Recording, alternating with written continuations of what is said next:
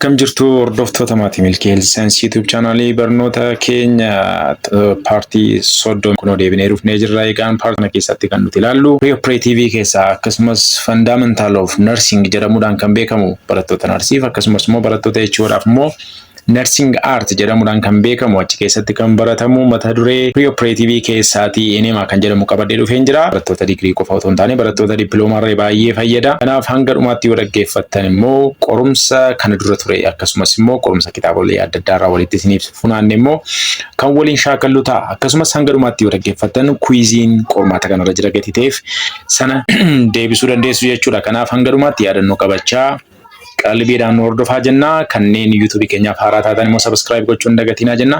Gaaffii fi yaada qabdan immoo komentii jalatti nuuf barreessaa. Gara barnoota keenyaatti haa ceenu nu faana tura. Toleegaan walitti deebinee jirra akkuma jalqaba irra isiniif kaasuuf yaallee barnootni keenya har'aa enemaa irrattidha kan inni fuudheffatu. Enemaa jechuun maal jechuudha? Enemaan immoo taayipoota meeqa qaba? Maaliifidha kan inni taasifamu? Filuuddii akkamiitu taayipii kamirratti barbaachisa kan jedhus gadi fageenyaan isiniif ibsina gatii ta'ee fi nu faana tura. Enema gaafa jennu akkuma isin definition isaarraa ilaalaa jirtanii isaan injection of fluid jechuudha. Dhangala'aa tokko reektamiitti gadhiisuu jechuudha. Reektamii jechuun immoo akkuma beektan anaatomii keessatti akkuma ilaaltanii waggaa afuraffaa kana geessan fakkii ishee isinii kaaseen sana boodatti deebina. Kuni stoomaakidha yoo ta'e duodenamii, jejjenamii, ileemii jecha asii gadi kararraatu appendiksiitu jira. Kolaniin achi bukkee jira. Ascending kolanii jira. Transverse kolanii jira. Descending kolanii jira. Sigmoidii, reektamii jecha akkuma deemu reektamiitti dhangala'aa ol seensisuu jechuudha. Karaa anaal kaanaalii jechuudha. Achirraan fluidiin yoo itti seene maalidha jenna? Enemaadha jenna. Or retained, to be returned or retained jechuuni yookaan keessatti hafa yookaan immoo yeroo sana deebi'ee kan ba'u jechuudha. Inni kun egaa cleansing enemaa fi retention enemaa jedhamee bakka gurguddaa lamattidha kan inni qoodamu akkuma isin ilaalaa jirtanii. Faayidaan enemaa maalidha kan nuti enemaa taasisnuuf sababiin isaa maalifidha? Inni tokko to clean the lower bowel. Lower bowel kan nuti jennu reektamii faa jechuudha. Kana jechuun clean the lower bowel gaafa jedhu amma cleansing enemaani fluidiin tokko gara reektamiitti erga instiil ta'e booda hanga descending colonitti deemuu danda'a jechuudha. Reektamii qaxxaamuree descending colonitti amma sanatti deemuu danda'a. Kun garuu kan inni irratti hundaa'u yookaan depend on the volume of fluididha. Fluidii nuti itti nama kanatti eject goonee irratti hundaa'edha jechuudha. Kan nuti large descending colony bira gahaa kan nuti jennu fi position dhukkubsataarree baay'ee murteessaadha jechuudha. Inni kan biraan immoo retention enemaadha yoo ta'e immoo hanga sigmoid colonytti deemuu danda'a. Retention immoo hanga sigmoiditti deemuu danda'a jedha. Kun immoo kan inni irratti hundaa'u maalifidha? Maalirrattidha? Fluidii itti seensisne enemaaf jennee itti seensisne hammamidha kan jedhu ganaa ilaalla. Hanga isaa jechuudha. Hanga ajajame nama kanaaf. So to assist in the evacuation of stool or flatus jechuun qilleensi abdominal distension nama sanatti fideera yoo ta'es enemaan hin ta'a jechuudha. Rectal tube gashuudhaan qilleensi sun akka gara alaatti ba'u gochuun danda'ama. Dabalata immoo evacuation of stool gaafa jedhu impacted stool yookaan bobbaan gogee sigmoidii, reektamii, descending colony qabatee jira ta'e jennaan sana gadhiisuuf gaafa jedhamu enemaan taasifamuu danda'a yookaan immoo qoricha achirraan kennuufis enemaan hin taasifamaa jechuudha. Kanaaf mee gara taayippii isaatti ceenu. Taayippiin isaa immoo akkuma isin asirraa ilaalaa jirtan type of enemaa gaafa ilaallu tokko cleansing miicuu jechuudha yookaan maqaa isaa kan biraa evacuation enemaa jedhama. Inni lammaffaan immoo retention namni sun akka inni qabatu kan godhu dhangala'aa erga itti seensisne booda gara reektamii isaatti erga dhangalaasne booda namni sun fiilingiin bobbaa ba'uu yoo nama sanatti dhagahame iyyuu qabate akka inni turu gochuu inni retention enemaa jedhama. Rectal washout jechuunis actually sana cleansing enemaa duukaa wal fakkaata. Diin immoo barium enemaa kan nuti jennu immoo inni kuni barium enemaan for diagnostic purposeidha. Inni kun diagnostic purposeidha. Nama sana imaging study ajajameeraaf yoo ta'e procedure ta'uu danda'a. Inni kuni yoo fakkeenyaaf logical examination namaaf ajajameera yoo ta'e imaging study'aaf large intestine jedhamee kan taasifamudha malee miicuuf kan taasifamu miti jechuudha. Mee gara tokko isaatti haa ceenu faana tura. Barattoonni YouTube keenyaaf haaraa taatan immoo subscribe gochuun dagatiin asiniin jenna. Gara tokko isaatti haa ceenu mee.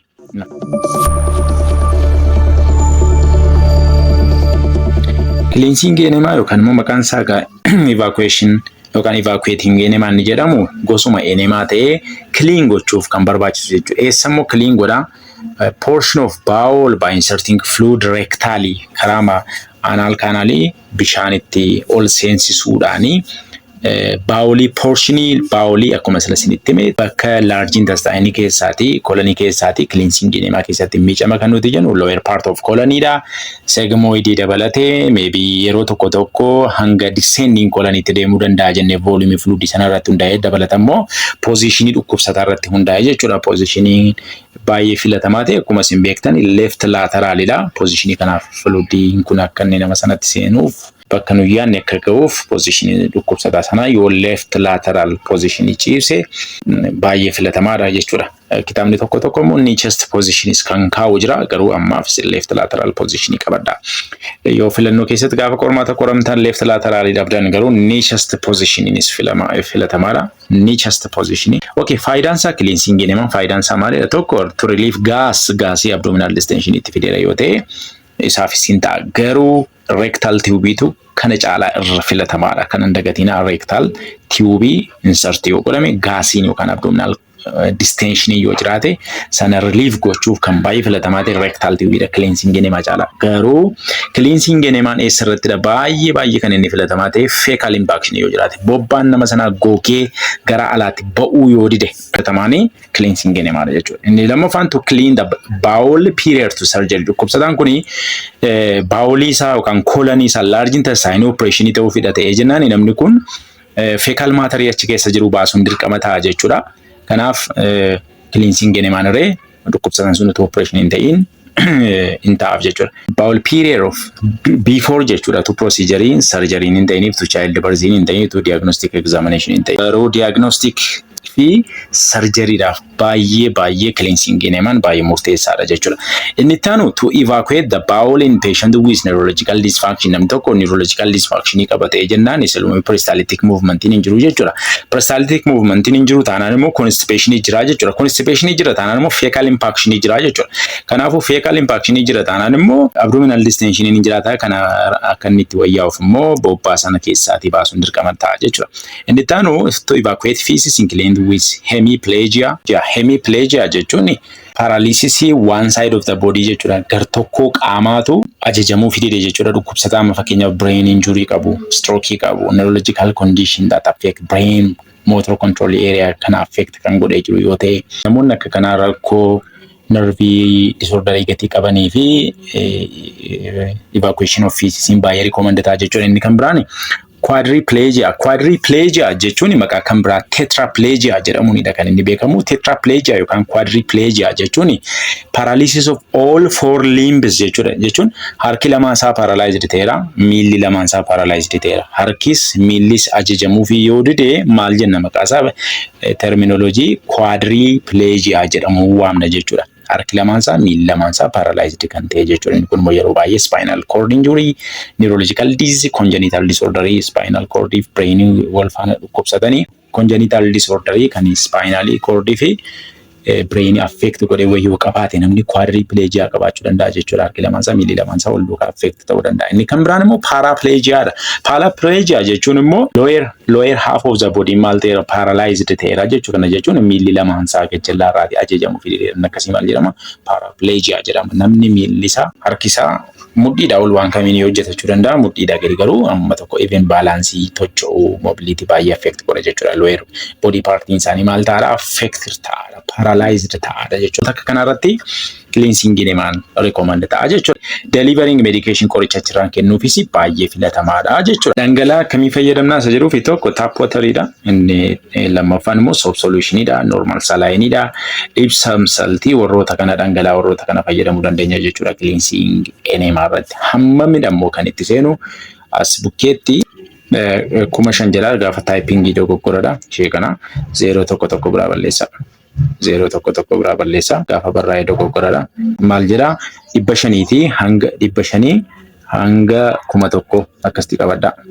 Hanga 1,000 ml yookaan cc jechuudha. Hanga kanatu bishaan hanga kanatu itti seenuu danda'a. Dargaggeessaa fi dhagaa kun kan isin beekuu qabdanii. Soap solutioninis 500 hanga 1,000 normal saline made by mixing one normal saline kan nuti jennu yookaan immoo 0.9% of sodium chloride ta'uu danda'a yookaan immoo jedha.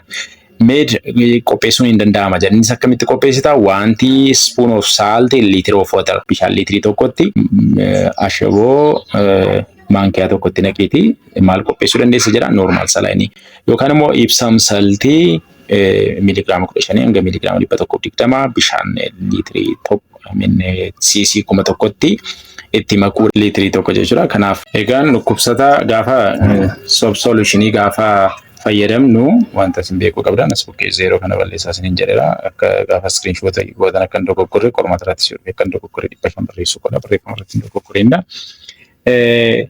Kan isin beekuu qabdanii soap solution irratti too much soap yoo ta'e maal gochuu danda'a jechuudha. Severe irritation dhufuu danda'a membrane colon irratti. Dhaggeeffadha. Saamunaa yoo itti baasitan jechuudha. Irritate gochuu danda'a mukas membrane kan colon kanaafi saamunaan giddu galeessa ta'uu qaba jechuudha. Tap water immoo tap water bishaanuma lagaa jechuudha. Tap water gaafa jennu tap water gaafa fayyadamnu baay'ee of eeggannoodhaan keessumaa infantii fi dargaggeessatti baay'ee of eeggannoodhaan keessumaa immoo namoota rakkoo kidinii qaban namoota rakkoo kaardiyaakii qaban irratti baay'ee of eeggadha. Sababiin isaa maalitti suufidha kan nuti of eeggannoo gochuu qabnu water intoxication akka hin dhufne jechuudha. Isarratti baay'ee eeggadha. Eneemaamti kamiyyuu eneemaan hundi isaanii retention isa ta'u cleansing isa ta'u tuubboomti kamiyyuu karaa reektamii gaafa galuuf jedhu eenyu faarratti dhorkaadha. Inni tokko rectal surgery yoo qabaate namni tokko eneemaa isa ta'u tuubboomti kamiyyuu karaa reektamiituun galuufi ta'eeti baay'ee filatamaadha. Sababni isaas namni tokko surgery ta'ee fi rectal surgery ta'ee fi yooma fakkeenyaaf tuubboo insert gaafa gochuuf jettanii bakka healing process irra jiru tokko bakka fayyaa jiru tokkotti gaafa tuubboo keessitanii tissue naannoo sanaa fragile ta'uu danda'a jechuudha. Kun immoo surgical site sun akka inni traumatized ta'uu gochuu danda'a akka inni madaa'uu gochuu danda'a jechuudha. Kun immoo maaliif saaxila nama sana jechuudha infectioniif saaxiluu danda'a. Healing process irraa disrupt gochuu danda'a jeequu danda'a madaan bakka operation ta'e sana akka inni dafee hin fayyine gochuu danda'a jechuudha. Kanaaf rectal surgery nama ta'eef tuubboo karaa kamiin iyyuu karaa reektamituun seesinuuf ta'e gaariidha. Inni lammaffaan immoo anal cancer yookaan immoo rectal cancer isa jedhamu jechuudha. Maaliif tissue naannoo sanaa maal ta'uu danda'a compromised ta'uu danda'a inflamed ta'uu danda'a gaafa nuti insert itti goonu jechuudha. Maaliif maaltu jira naannoo sana keessatti kaansarii jira wanta ta'eef. Kanaaf gaafa insert itti gootan anal kaansarii qaba yoo ta'e rectal kaansarii qaba yoo ta'e namni tokko gaafa sin tuubboo eneemaas haa ta'u waanuma kamiin iyyuu invasive procedure kamiin iyyuu gaafa ol seensisuuf jettanii maal godha jechuudha irritate gochuu danda'a area bakka kaansarii kana jechuudha. Bakka itti biqilee jiru kana jechuudha malee bakka biraatti yoo namni tokko kaansarii qabaate eneemaan dhorkaadha jechaa hin jiru. Kun immoo maal fiduu danda'a jechuudha naannoo reektamii irraati. Kaansarii yoo jiraate gaafa seensisan kun maal fiduu danda'a? Perforationii fiduu danda'a iddoo jiraate kaansariin sun jiru jechuudha. Sanumaan bleeding fiduu danda'a. Kaansariin sun disseminate kan godhudha yoo ta'e bakka biraatti akka inni dhaqee bahuuf irree haala mijeessinaa fi kanaaf dhorkaadha jechuudha namoota rectal or anal kaansarii qaban irratti. Inni kan biraan immoo infectioniidha. Infectionii rectal infectionii yoo qabaate yookaan naannoo karaa bobbaan bahu infectionii yoo qabaate namni tokko eneemaan dhorkaadha naannoo sanarratti. Sababiin isaa maaliifidha? Infectionii masana maal gochuu danda'a? Exacerbate gochuu danda'a, spread gochuu danda'a, tamsa'uu danda'a infectionii naannoo sana bakka kan biraatti dhaqee tamsa'uu danda'a. Dabalatammoo yoo manseensisna jenne iddoo infectionii sanaadhaan tuubboo kana inseensisna yoo jenne maal fiduu danda'a? Irritationii fiduu danda'a. Sababiin isaa pressure irratti apply godhaa jirra gatii ta'eef jechuudha. Kun immoo maaliif saaxila jechuudha? Infection sun complicated ta'uu gochuu danda'a jechuudha. Inni kan biraan immoo maalidha? Appendicitis. For a patient with appendicitis sababiin appendicitis irratti baay'ee kan sodaatamu perforationidha. Perforationiin ta'uu danda'a. Sababa maali? Sababa eneemaa nuti dhukkubsataa kanarratti perform goonu. Akkamittiin sababa eneemaa fluidiin itti introduce ta'a nama kanatti. Fluidiin gaafa itti introduce ta'u reektamitti gaafa gadhiifamu reektamii yookaan kolonitti gaafa gadhiifamu inni kun fluidii 100 ml 500 hanga ml 1000tti inni nuti jennee haasaa jirru kun maaluma jechuudha intra abdominal pressure dhaqee dabaluu danda'a. Intra abdominal pressure in dabale taanaan intra abdominal pressure in dabale taanaan kun immoo appendixin already inflamed taatee jirti taanaan inflamed taate taanaan dhiitoftee jirti jechuudha. Dhiitoftee jirti taanaan kun dhaqee pressure irratti exert godha jechuudha. Kanaaf akka isheen perforated taatuuf irree haala mijeessuu danda'a jechuudha.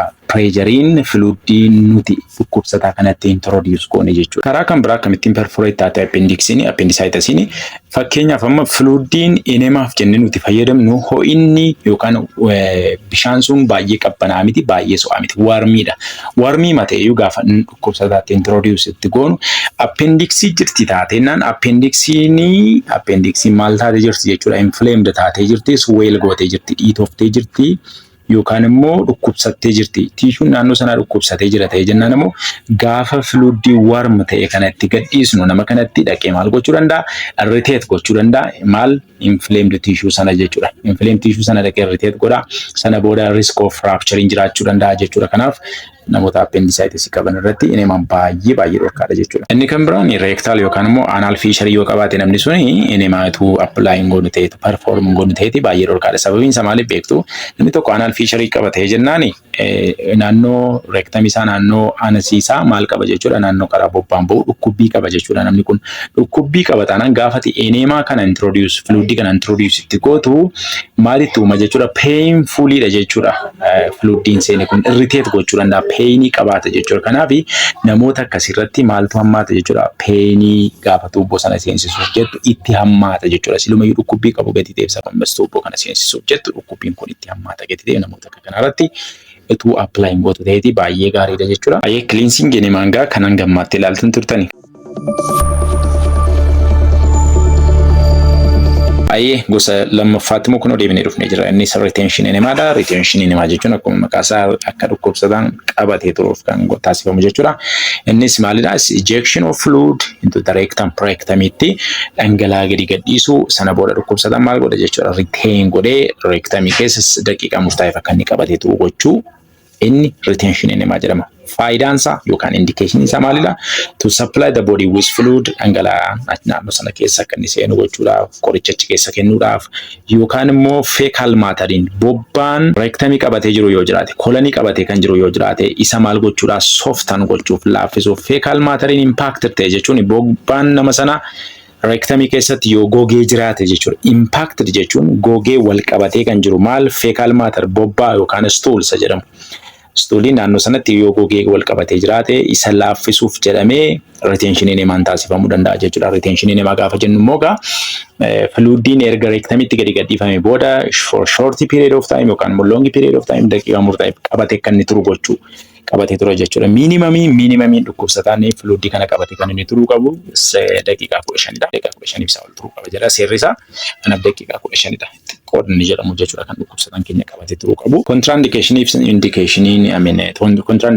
retention enemaa fi cleansing or evacuation enemaa waluma fakkaata tokkumadha jechuudha. Kanaaf irra deddeebiin ofuma haasa'u keenyarra baareem enemaas ni faaseen ture. Baareem enemaan immoo taayipii enemaa keessaa tokkodha jenne inni immoo imaging procedureif jedhamee lower GI'ti qulqulleessinee kaane maal goona itti baareemii jechuun contrastii tachoo yookaan rectumitti introduce godhanii sana booda imaging stage fudhachuu jechuudha. Imaging stage jedhamee kan taasifamudha malee qulqulleessuuf jedhamee kan taasifamu miti. Inni akkuma ogeessi fayyaa raadiyooloojiistii arguuf jedhamee procedure ta'udha jechuudha. Yoo fakkeenyaaf dhukkubsataan inflammatory bowel disease yoo qabaate imaging stage barbaachisa yoo ta'e tumor yoo qabaate yookaan immoo polyps yoo qabaate diverticulosis yoo jiraate abnormal colony structure yoo qabaate sana ilaaluudhaaf imaging stage yoo barbaachise dhukkubsataa keenya maal gochuu qabna jechuudha. Contrastii barium sulfate of keessaa qabu rectumitti gadhiisama. Sanaaf jedhamee kan taasifamu immoo maalidha jechuudha.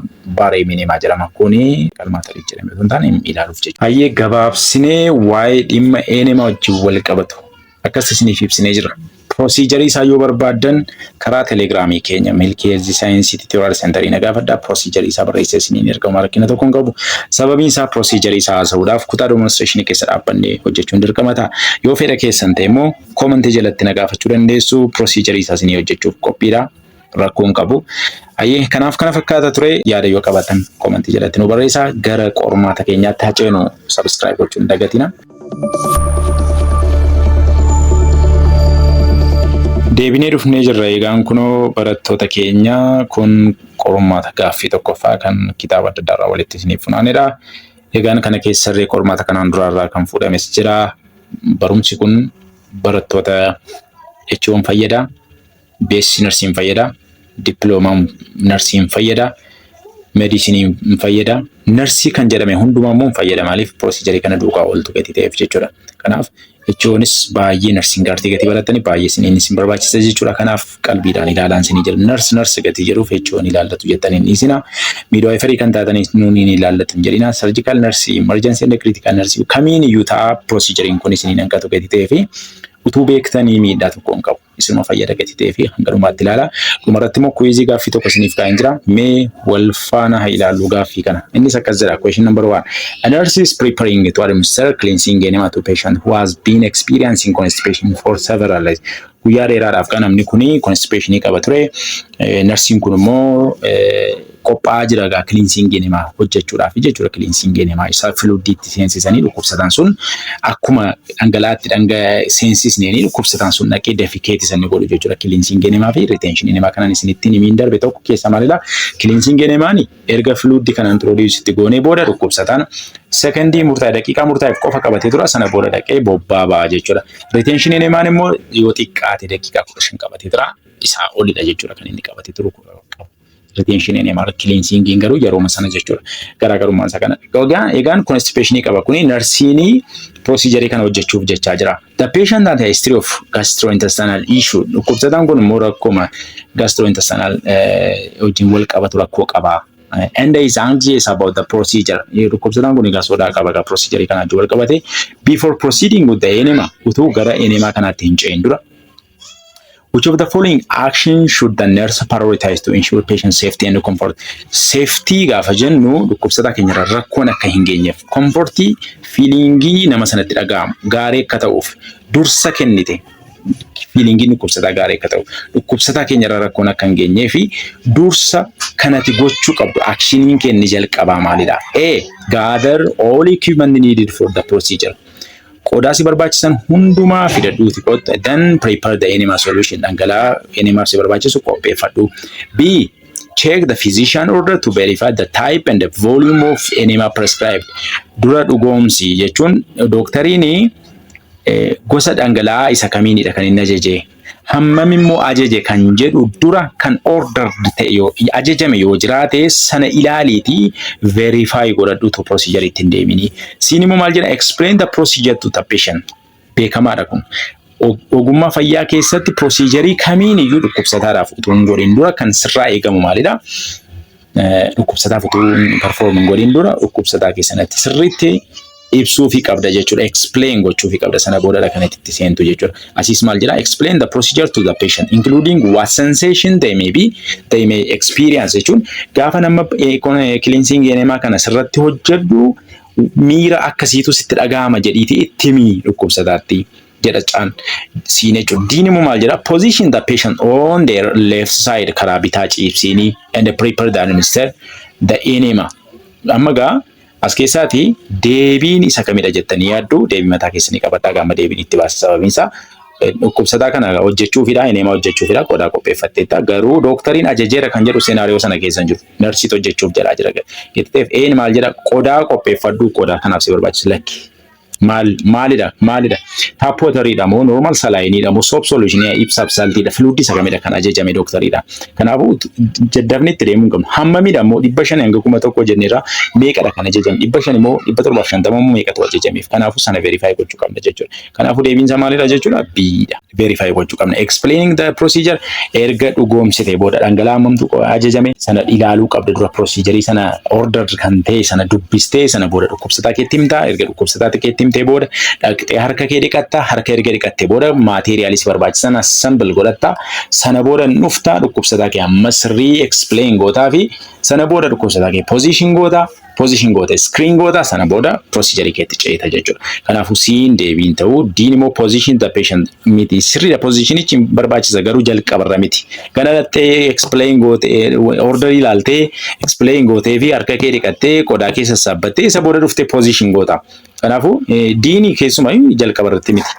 Inni kan gaafatamne immoo maalidha? Before proceeding ituu hojii enemaa kanatti hin ce'in dura jedha. Kanaafuu deebiinsaa biidha jechuudha. Gaaffii lammaffaatti haceenuu nu faana tura.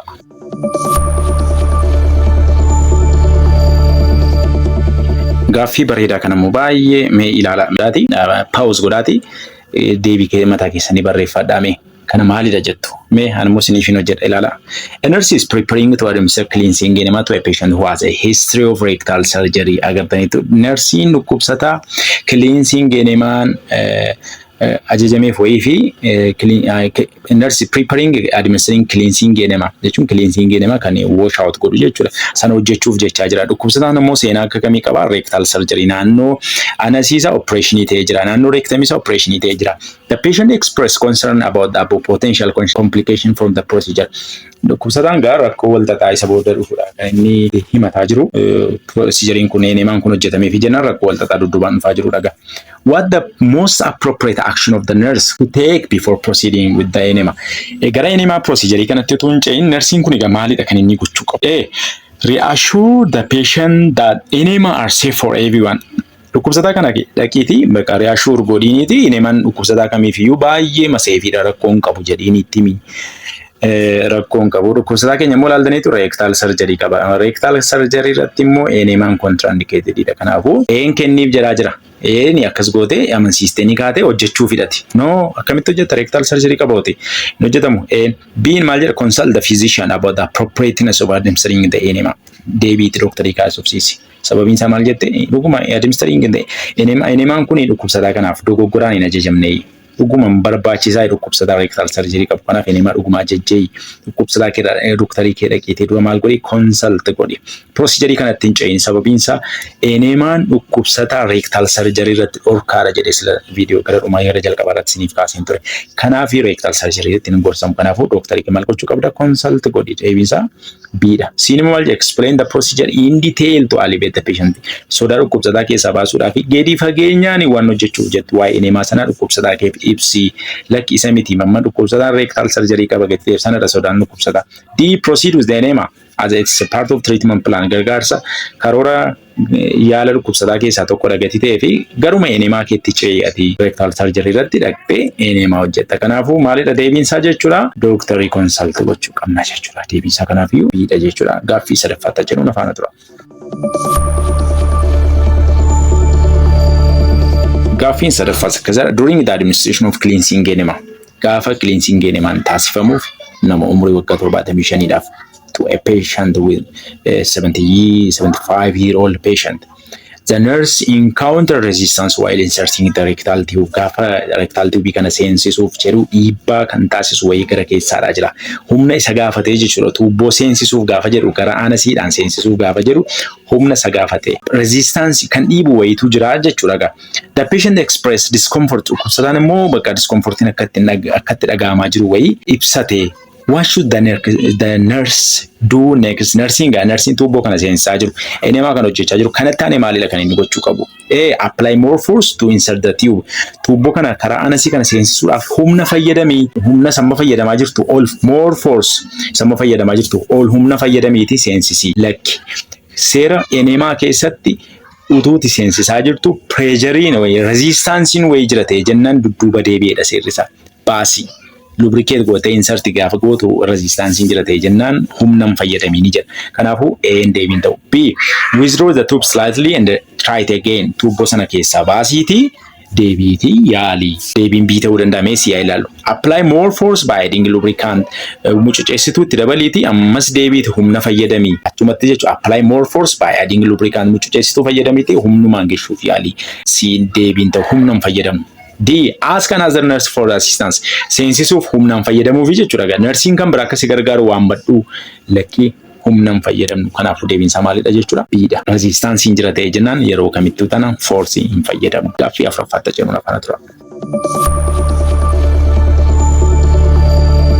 During cleansing enema jira gaaffiin afuraffaan immoo. During cleansing enema you are required to maintain the patient comfort and the dignity. Gaafa cleansing enema gochuuf jettu you are required to maintain ati inni ogeessi fayyaa viidiyoo kana ilaaltu comfortiin akka dhukkubsataa keetti dhaga'amu gochuu qabda. Feelingiin gaarii akka dhaga'amu jechuudha. Dignity yookaan kabaja dhukkubsataa keessa immoo eeguu qabda. What is the one essential step that should take to ensure this during procedure? Bakka baay'ee murteessaa kan ta'e steppiin jalqaba kanatti fudhachuu qabdu gaafa procedure kan hojjechuuf jettu maalidha? Administer the enema quickly to minimize komfortiin akka itti dhaga'amuuf yookaan immoo diskomfortiin akka hir'isuudhaa fi hatattamaan dafiitii geeshii jechuun egaan dhukkubsataa dignitii isaa eegiitii komfortii isaa eegiitii dhukkubsataa keef enemaa geeshii jedhaa jira kiliinsiingii enemaadha kanatti hojjechuuf jettu. Jalqaba irratti baay'ee essential kan ta'e steepni jalqabaa malee. B. Provide complete privacy. Qullaa dhukkubsataa kan biraan nagarre. Draping for the patient. Uffata qullaa dhukkubsataa irra buusuu jechuudha. Draping uffata irra buusuu dhukkubsataa kan namni kan biraan ilaalle gochuu. Deebiin B ta'uu danda'a. Meeshaa ilaallu. C. Explain every step of the procedure in detail to the patient.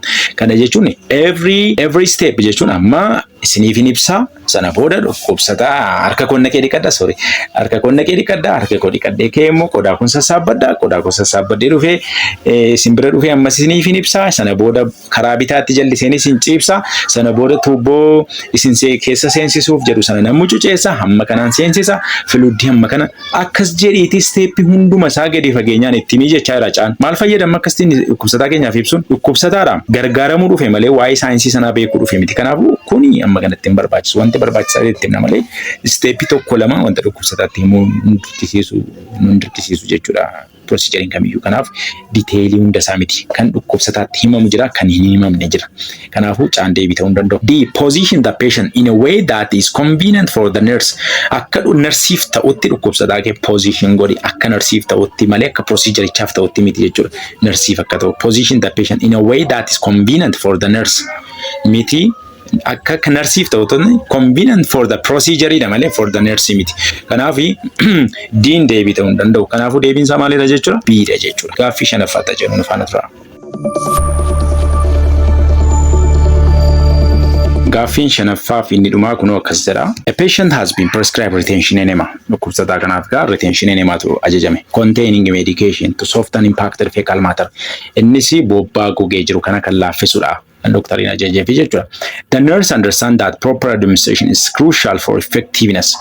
Narsiin kun egaa hubateera hammam akka of eeggannoodhaan yoo kenname baay'ee bu'a qabeessa akka hin ta'e.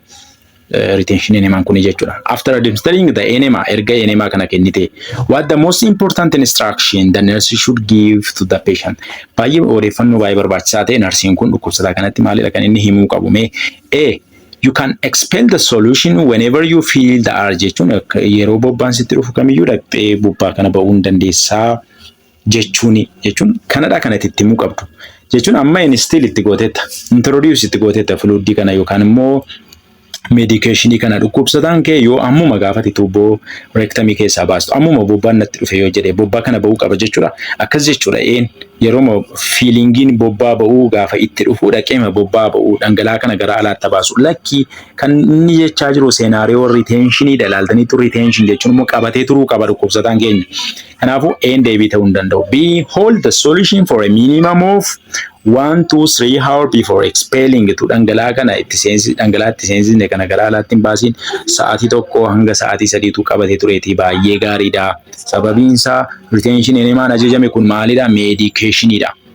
Containing medication qoricha kan of keessaa qabudha jettee sa'aatii tokko hanga sadii qabatee haa turu utuu gara alaatti hin baasiin baay'ee filatamaadha inni kun. Minimamiin garuu fluidiidha yoo ta'e hanga daqiiqaa 15 jedha isinitti himeen ture. C. You should not eat or drink anything until after the enema jechuun namni kun nyaata kamiin hin nyaatiin dhangala'aa kamiin hin fayyadamin jedhiiti erga enemaan kun taasifamee fi booda dhorkii wanti dhorku akkasitti dhorkii kan jedhu jiru. Maal ammuma nyaatee ammuma dhaqee bobbaa ta'amu ganaa esophagus qaxxaamuree istomaakii keessa sa'aatii tokko walakkaa hanga sa'aatii lama nyaata sana irratti kan inni hundaa'u sana booda peristaltic movementidha small intestine keessa darbee pylori cardiac sphincter ileocecal valve qaxxaamuree ganaa peristaltic movementidhaan turee dhufa geetti amma enemaa gootee fi naanneema dhufee bobbaa ta'amu nyaata namni kun nyaate no kanaafuu deebii ta'uu hin danda'u jechuudha siin nyaata dhowwuun hin qabdu waan tokko rakkina hin qabdu. D. The solution can be expelled immediately after administration. Erga itti introduce gootee dhangala'aan kun yeroo sana gara alaatti ba'uu qaba. Inni kun immoo cleansingidha malee retentionii miti kaa. Diini cleansingidha kan inni haasaa jiru. Kanaaf retention enemaadha. Kan jechaa jiru seenaariyoon gati ta'eef cleansing enemaa yoo ta'e deebiin isaa D ta'a ture. Amma garuu retention gati jedhuuf deebiin isaa maalidha jechuudha? Bidha jechuudha. Gaaffiin keenya kanan gammaatti ilaaltan turtanii jalqaba irratti isiniif kaasee viidiyoo kana hanga dhumaatti dhaggeeffattaniitu yoo ta'e gaaffii kana deebii isaa hin argattu jedhee mana abdii guddaa qaba. Deebii kana hin ta'a kan jettan koomentii jalatti nuuf barreessaa isiniin jedha. Barattoota keenya barnootni keenya yoo isinitti toleera ta'e yaada keessan koomentii jalatti nuuf barreessaa isiniin jedha. Laayikii gochuu hin dagatina. Garee feesbuukii, garee waatsaappii akkasumas teelegiraamii keessatti sheer gochuudhaan akka nu deeggartan abdii guddaa qabna. Kanaaf kanneen akka kanaadhaan deeggara. Barattootni barnoota keenya karaa onlaayinii barbaadan immoo karaa teelegiraamii barsiisuu irratti kan argamnu. Kanaaf warri nu qunnamuu barbaadan karaa teelegiraamii keenya Milkii Heelzii Saayinsii TC jedhuun nu qunnamuu dandeessu. Akkasumas karaa feesbuukii keenya Milkii Heelzii Saayinsii Tiitooriyaal kan jedhu achirraan nu argachuu dandeessu. Loogoo keenya qaba. Akkasumas foloowerii 2600 wayii kan qabu feesbuukii irraa qabna. Karaa teelegiraamii immoo 14,000 giruupii kan qabu. Akkasumas immoo chaanaalii teelegiraamii Milkii Heelzii Saayinsii kan jedhu chaanaaliin immoo sabskraayibarii 8,000 ol kan qabu. Sana dhaqaatii jooyin godhaa. Odeeffannoon haaraa yeroo dhufutti achirratti kan isiniif maxxansinu ta'a. Egaan onlaayinii yoo barbaadan barattootni Jaanuwaarii gaafa 11/2018 kanneen qoraman qopheessuu irratti kan argamnu fuulaa fuulaan magaalaa Naqamteedhaati kennaa jirra. Egaan barnoota wiikendii jechuun immoo wiikendii onlaayinii ta'ee barnoota paabliik qofa irratti fuuleeffatu barsiisuudhaaf ji'a tokkoof kan turu barsiisuudhaaf qophii eegallee torbee dhufu kana sana eegaluuf jechaa jirra gati ta'e barattootni baay'een keessaan nu gaafachaa jirtu paabliik paartiin akka dafee eegaluuf kanneen sana suuta jedhee isin fichisiisuudhaaf sagantaa baasiin jira. Kanaafuu qidaameedhaa fi sanbata guddaa isin barsiisuudhaaf sagantaan torbee kanaa kaasee isiniif ba'a. Barattoonni haaraa barattoonni odeeffannoo kana hin qabne karaa teelegiraamii keenya kottaatiin nu qunnama. Gatiin kaffaltii keenya baay'ee salphaadha. Sa'aatii tokkotti qarshii 20 qofaadha kan nuti kaffalsiisnu. Qidaameef sanbata barsiisna. Sa'aatii 10 kan nuti barsiisnu. Sana jechuun torbee tokkotti sa'aatii 10, ji'atti sa'aatii 40 barsiisna. Sa'aatii dheeraadha. Sa'aatii tokko garuu birrii 20 kaffalsiisna. Kanneen fedhii qabdan kottaatii baradhaa jenna. Galatoomaa torbee deebinee wal agarra. Gidduutti odeeffannoon haaraa fi yeroo gaafa argannu immoo kan isiniif gadhiisnu ta'a. Turtii gaarii nagaan nu tura hedduu isin jaallanna. Galatoomaa.